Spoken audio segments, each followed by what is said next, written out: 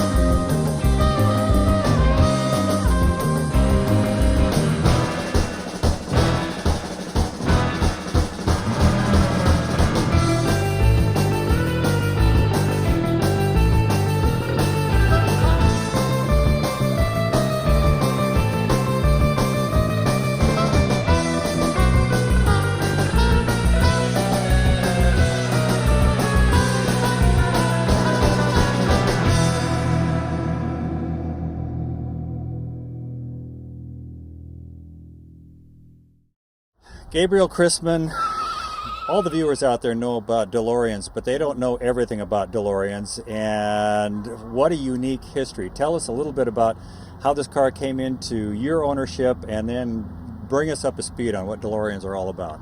Well, the cars are something that was developed by John DeLorean after he left GM, and he wanted to produce what he described as the ethical sports car, a concept which evolved for him over time.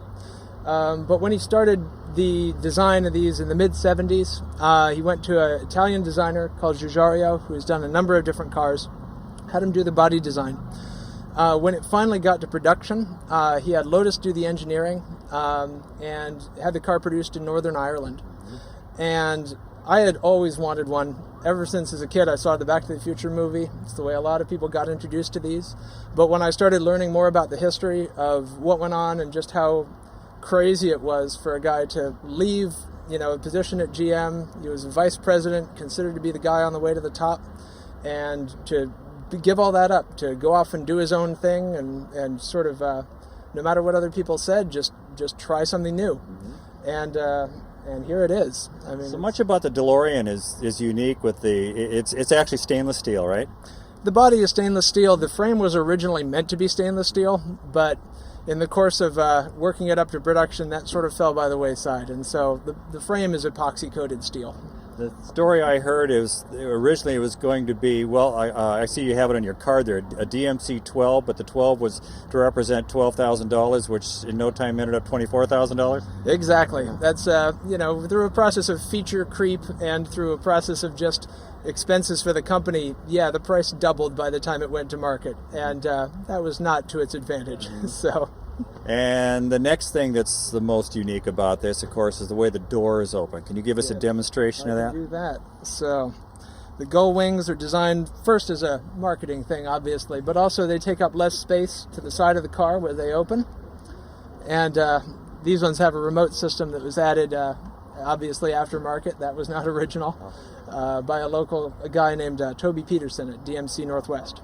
What kind of reaction do you get at shows when you pull in a DeLorean, and also when you pull in and do that with the doors? Usually when you pull in, a lot of people look and they're like, "What's that?" And you open the doors and they're like, "Oh, Back to the Future, DeLorean," and you get all those reactions. So most of the time at car shows, I leave the doors up. This has an engine in the rear, which nowadays isn't that unusual, but back then it was kind of unusual. It was really strange. Really, back then, the only other one I know of with a rear engine was the Porsche 911, right? And this is something which people thought would adversely affect the handling, but it really doesn't handle that poorly. It doesn't bother me at all, and I'm used to it, though, of course. But other people drive it, and they say it feels great, and it doesn't have problems in the corners. So. The power plant on these, did they go from one engine to another? Didn't they kind of go through some different? They went through a succession of different engines. The prototype had a 4-cylinder Citroen engine, which was very strange, and they knew they weren't going to use that in production. What they ended up with is a Peugeot Renault Volvo 6-cylinder. It's a 2.85 liter. And after they got done putting the U.S. emissions equipment on it, unfortunately, it was only 130 horsepower. It was meant to be 170, and that's what they told all the magazines. So when the magazines got it for testing, they weren't too happy. Yet another reason why it didn't take off. There's somebody remanufacturing these now, right? Or taking do they have the dies and they're actually making new cars, or they're using old ones and redoing them? They don't have the dies, unfortunately. They have a lot of stock of body panels and doors. They have stock of engines. The dies actually were surplused by the British government when they were liquidating the factory, and there's video of them being used as fishing weights in the North Sea. So we know they're dead. But the company is remanufacturing the cars. They're making new replicas of most of the parts. The dashboard, the binnacle, I believe, is on the way. And torsion bars have recently become available, the spring that opens the doors, which is a really big step because those were a very hard part to come by, and they're indispensable. There are about, I haven't got the official count, but I think there are about 400 cars here today. Before I approached you to do the interview, I was thinking of doing the interview with you, but I watched how many people were crowded around this car, and also I had to wait forever for you to finish the conversation with these various people. The people love this car. They do, and it's one thing I like. I love talking to people about it. I love giving people the history lesson. A lot of people have misconceptions about the DeLorean. A lot of people confuse them with the Bricklin and things like that. And I get so many people coming up saying, "Oh, it's got aluminum on the outside, and it's got a Ford engine, and it's fun to go through and tell people because the history is pretty crazy, But it's something that everyone is interested to hear." In closing, what happens when you get in a wreck on one of these? I would think that it would be hard to repair one of these fenders without it being obvious that it's been repaired. Mostly people don't really repair these things unless it's a really small ding. They just replace them, and that was actually the concept from DeLorean in the first place. Is that part of the easy maintenance of this car was that if you dented a panel, you just replaced it. But it's I know a number of people who have gotten in accidents. There are people who are wizards with stainless who can do amazing jobs, and I just hope I never get put in that position. And I've been told by a dealer, if you run across one that's painted, that means it was in a wreck. Very frequently. Yeah. It's a lot easier to fill something with Bondo and paint over it than it is to fix a dent in stainless steel. Well, Gabriel, this is a beautiful car. Thank you very much for letting the Vintage Vehicle Show take a closer look at it. And, hey, nice jacket, too. Carl Lewis, this is a great-looking 54 you have here, and very traditional. Well, tell us a little background on this. This car was actually, most of the work was done back in the 70s in Oregon. It had a frame-off restoration, and that's when the flames were laid down. The gentleman that owned it in Oregon actually drove it up the Alcan Highway to Alaska. It was a daily driver in Alaska for a gentleman who owned a construction company for probably about 20 years. He drove it a lot, used it a lot. He happened to owe my father some money and couldn't pay him back, so this was the payback. The styling of this is very traditional. It was, way back in the 50s they looked like this, and of course into the 60s. This look has really come back into vogue. Have you noticed that? What kind of reaction you get from people? I've gotten a good reaction from it, and I've been waiting for it to come back because this is a look I loved. I showed this car when I first got it in 2001, and it didn't get a whole lot of attention. And now it's, like you said, it's starting to come back around to where people just like this classic look, this classic styling. So I really haven't done much to it. Under that hood is the traditional flathead motor. It looks like it has some acorn nuts on it, or what else is going on in there? It's a stock, actually it's a 53 flathead, and I did all the engine work to it on the top end. I put an Offenhauser, it's never enough. You got to put more on top. So I put a dual carb setup on top, and just kind of cleaned up the engine bay and just made it look nice.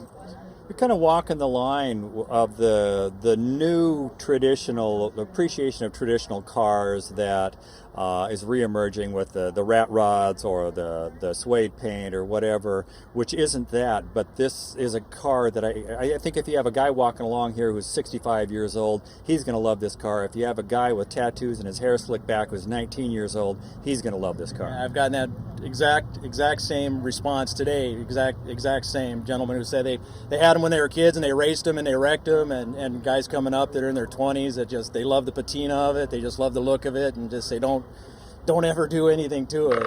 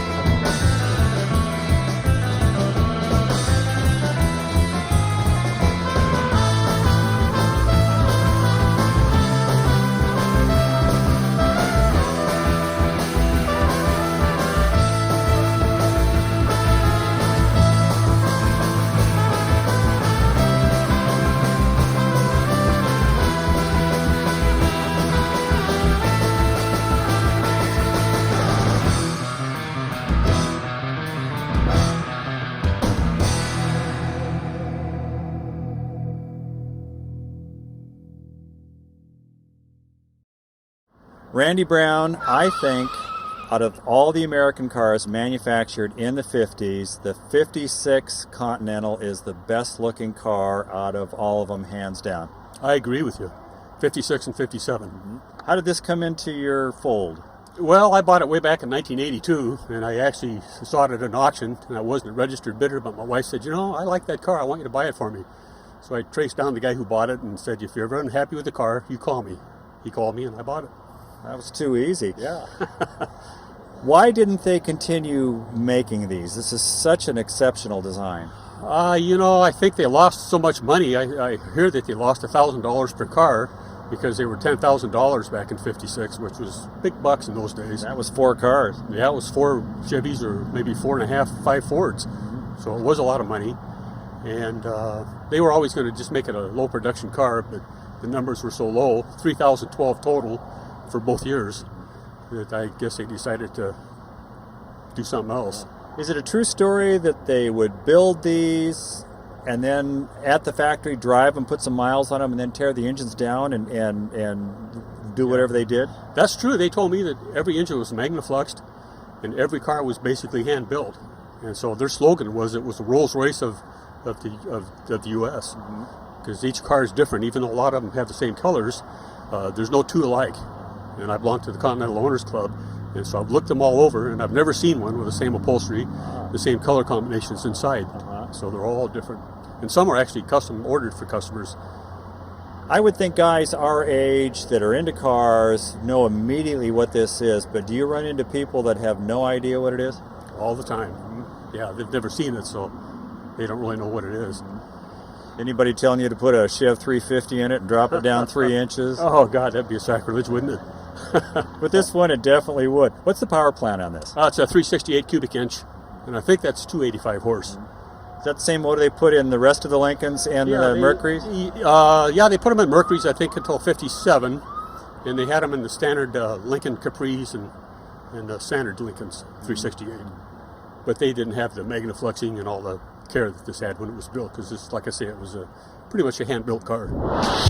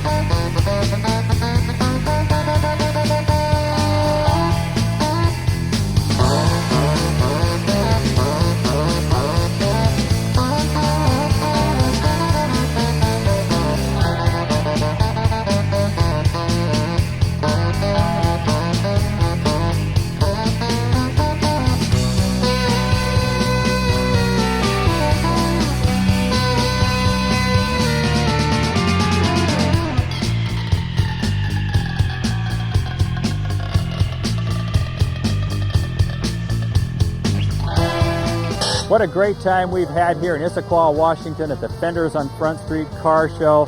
A lot of great cars, a lot of great people, a lot of great music. It is so much fun coming out to these shows, but this one it's starting to rain. It's getting really nasty. The thunder is starting, so I'm going to call it over. I have a soggy cameraman and a camera that's about to melt, so we're going to say goodbye. Thank you very much for watching. We'll see you again next time. See you then. Bye-bye.